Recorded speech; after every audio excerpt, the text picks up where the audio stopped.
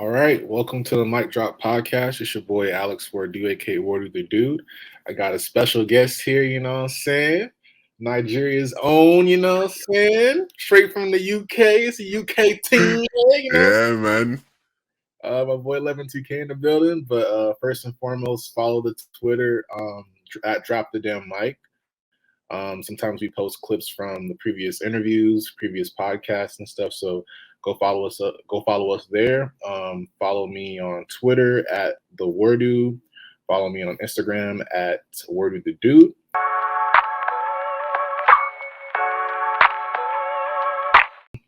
So 11, you know what I'm saying? I met you on Discord a while back, you know what I'm saying? I think it was like 2017 or 2017 or 2018. And we met obviously, we were talking to Legend of Winning, B Souls and all that, you know what I'm saying? But we never really had to have a genuine, you know what I'm saying, like sit down, Yeah. conversation about, your early childhood, you know what I'm saying? Especially living in a Nigerian household, I know it's definitely different than most, you know what I'm saying? So Yeah. just talk about, just growing up in the UK, you know what I'm saying, all that stuff. Yeah, man. I appreciate it, man. It's been a while, isn't it? 2017, go back a while, bro. But in terms of for me growing up, it was always very different in terms of the sort of area I grew up in London. Is it's known for being has a reputation of being sort of a rough place to grow up.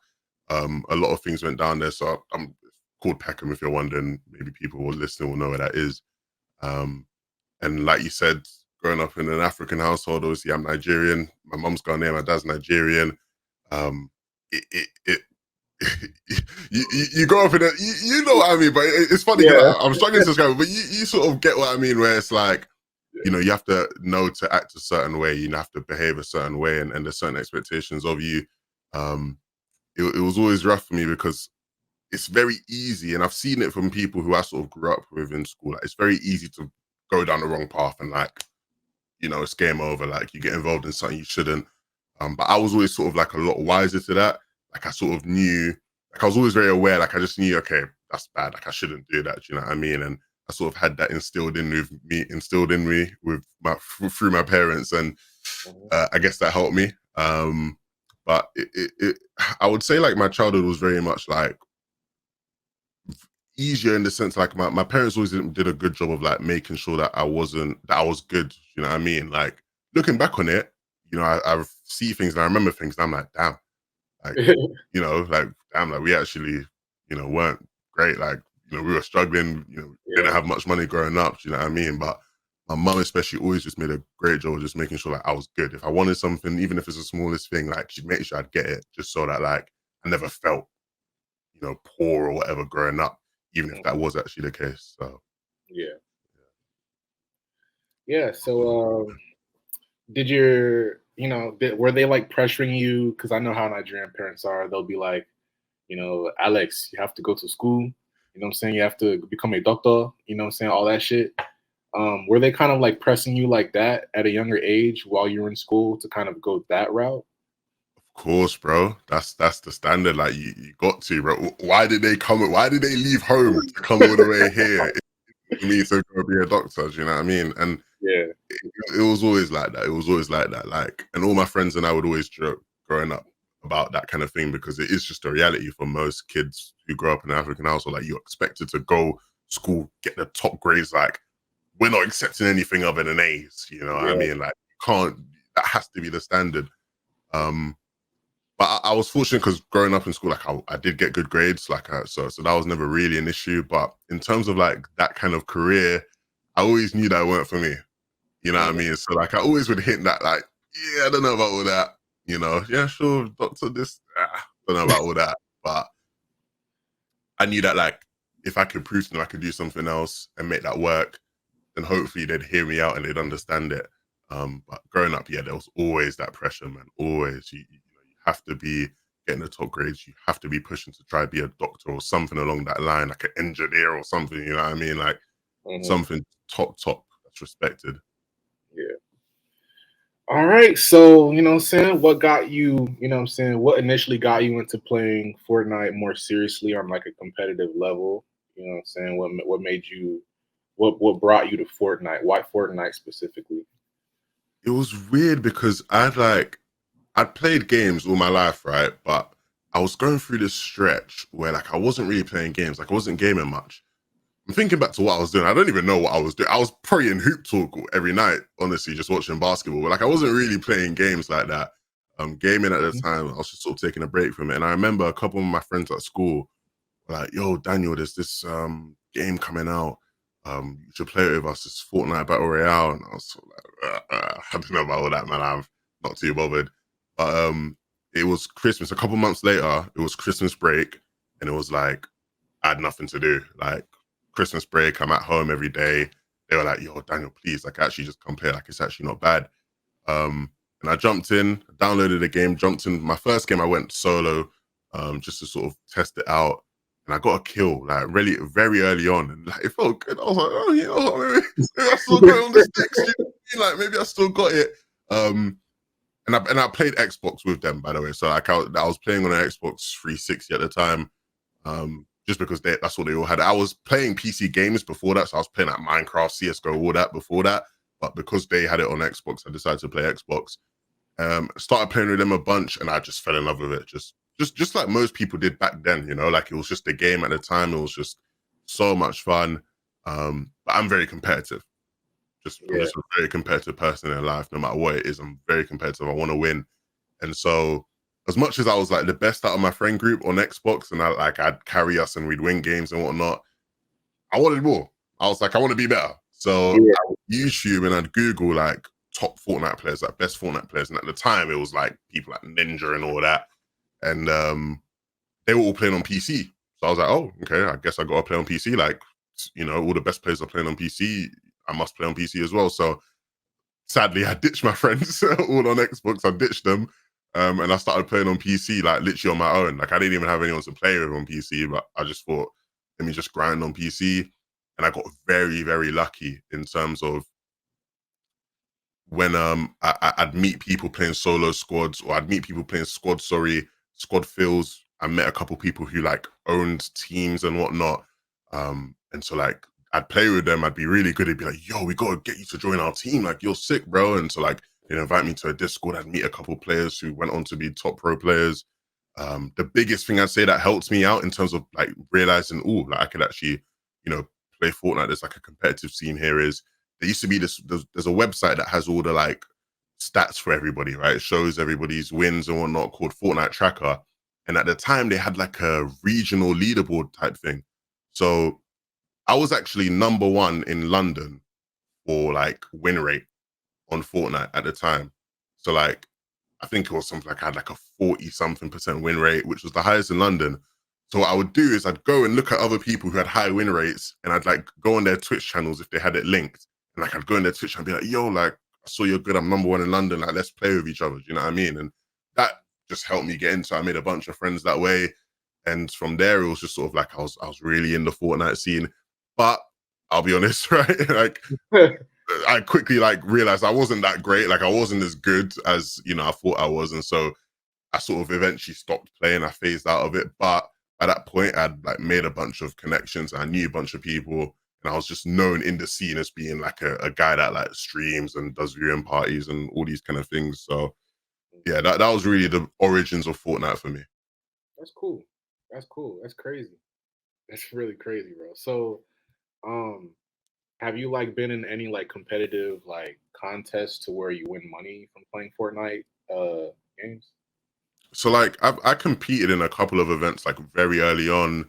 Um, Even competed in a couple like kill races where it's literally like you and like a friend versus another team, and like whoever gets the most kills in the game wins money. Like I remember I won a kill race way early on, but I never really made money competing in Fortnite.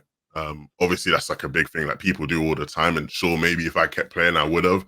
But by that time, by the time when people really had started to win money playing Fortnite, like I was already sort of on the way out, in the sense of like I wasn't that great. You know, I didn't really have good teammates or good enough teammates, which is a shame, I guess. But you know, I still ended up in the future making a bunch of money from Fortnite anyway, just not directly from playing, which I guess is cool. But yeah, man, I never got to the peaks of competitive gaming, I'd say. Okay. Let's see.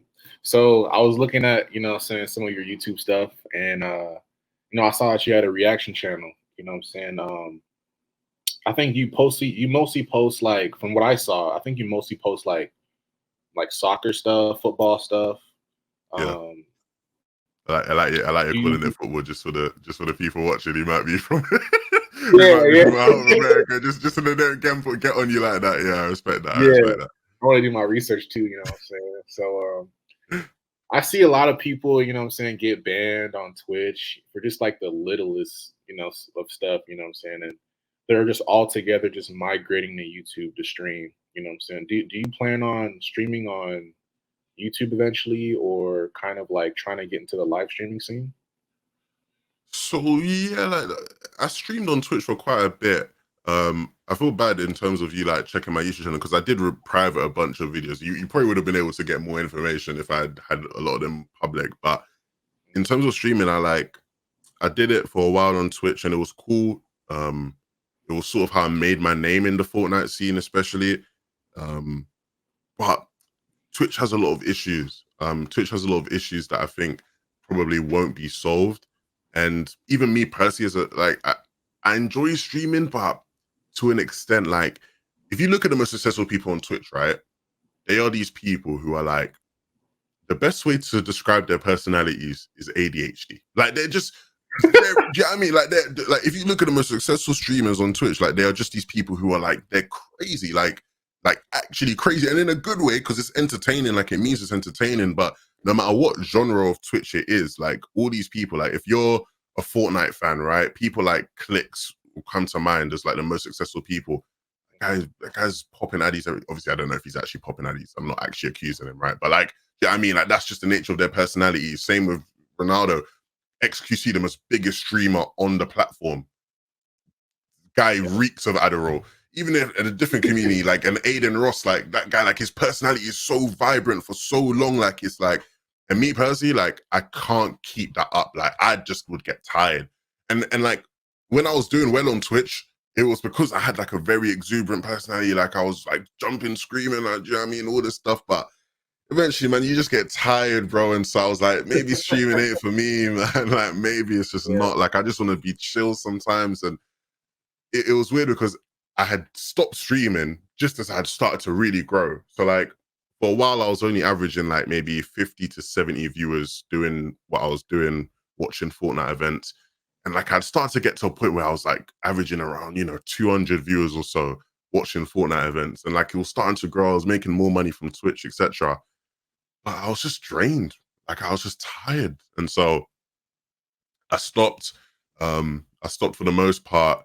I don't think I'd go back to Twitch, not for a while at least, because you can't just stream on Twitch. For anybody that wants to be a streamer, you can't stream on Twitch and just stream on Twitch and think you're going to grow and be successful. It's not possible. There's no way to be discovered on Twitch unless you are growing on other platforms. So if I was to ever go back on Twitch, it'd only be if like my YouTube and TikTok are like popping and I feel like I could start a Twitch stream right now and just have loads of people flooding in from those platforms, because otherwise you're just never going to grow. And Twitch has way more problems as well. YouTube is a lot better, I actually do think, but YouTube itself has its problems. Like the community on YouTube for streaming isn't the same as Twitch. Like Twitch, like the community for streaming on Twitch is just so much better, but I think YouTube are doing things like to work on that as a platform, and so maybe I'd consider it there. Like, but streaming as a whole is not something I'm thinking about right now. Maybe down the line, that's something I'd get back into. But for the meantime, I feel like streaming is not where I want to be right now. I don't want to be a streamer, just not yet. Okay. So like, what do you have planned for like the immediate future for your YouTube channel? Because I've seen you have a channel called Levin Reacts.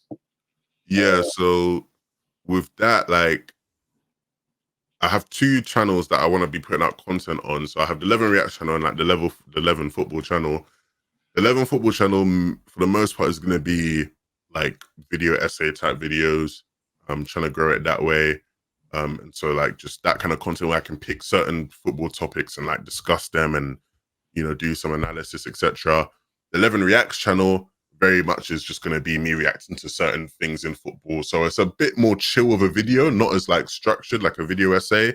Like very similar to sort of like Souls and Sage, and what those guys are doing. I love what those guys are doing with their channel. And obviously they're doing it to do sort of like NBA related stuff. And so mine is obviously different. It's just me. Maybe I'd actually bring on like guest people instead of having like a set person I do it with, like bring on guest people to react with. Maybe that would be like fun. But for the most part, it's just like their channel, but very much just football related things. So that's the plan. And then, yeah, putting out TikToks as well. That my TikTok's been growing quite a bit. I've been enjoying making TikToks. So that's sort of like where the majority of my focus is right now.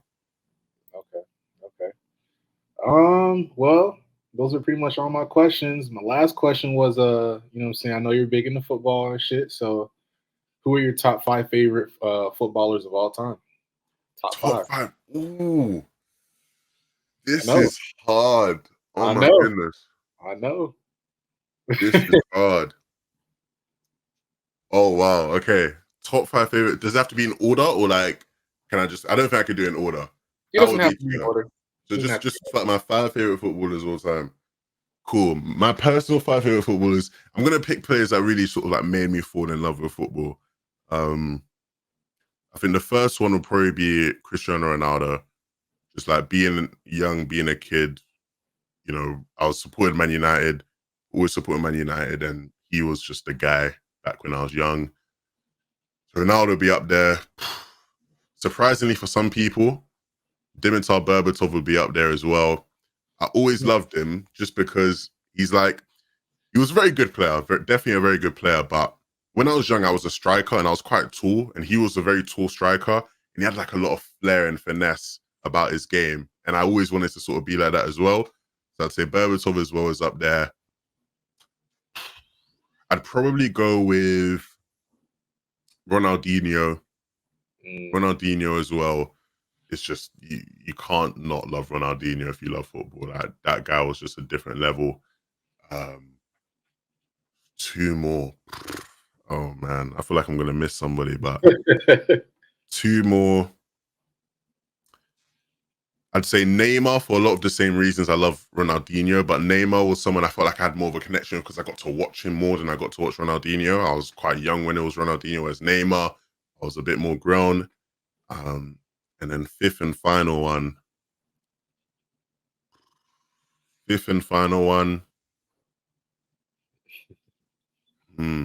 You're not a big Messi fan?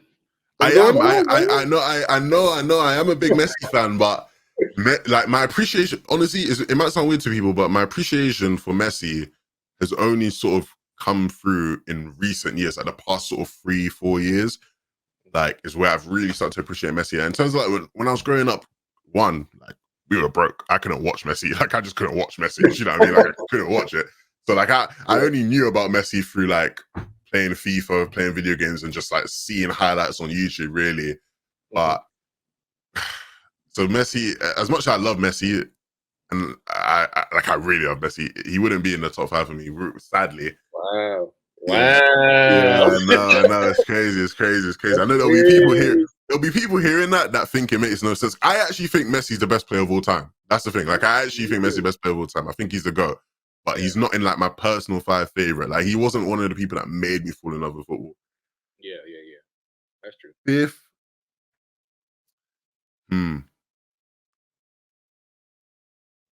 This is really hard, bro. Any like new footballers that you've seen play? Maybe a Harry Kane or someone out of the box, you know, that people a new footballer who I really, really love. Okay. This might surprise people again, but it might actually be Bukayo Saka. Shout out to Saka, of course, another Nigerian, so that's nice. He plays for Arsenal, right, and their rival team. I'm just a huge fan of Saka. Like I feel like what he's done has just been really impressive. Where he very much, I wouldn't put him in a category of made me fall in love with football, but he's just one of my favorite players right now. Just because one, he's played almost everywhere on the pitch, and he's just so good. I love everything about Saka. So I'd go Saka if we're throwing in a fifth one there. I don't know if that's my top five. I don't know if I'd put Saka in my top five footballers of all time, but just for the sake of like someone new and that's right now, I'll throw Saka in. Okay. All right. Tell the people where they could find you, you know what I'm saying? Big Levin, you know what I'm saying? Hey, you can catch me at Levin2K. Just my name, that's like right there with the number 2 and letter K at the end on all platforms. Yeah, Twitter, YouTube, TikTok. Yeah, I appreciate all the support. Be sure to check out my guy Wordu as well. That's my throwback right there. That's my actual guy right there. Do you know what I mean? So You know sure what to I'm show him saying? some love. Check him out. Yeah, man, it's been an absolute pleasure, bro. Absolutely, bro. And again, follow the MicDrop Podcast Twitter at Drop the Damn Mic.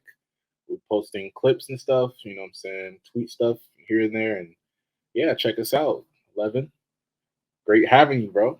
Thank you, bro. Appreciate it. Thank you.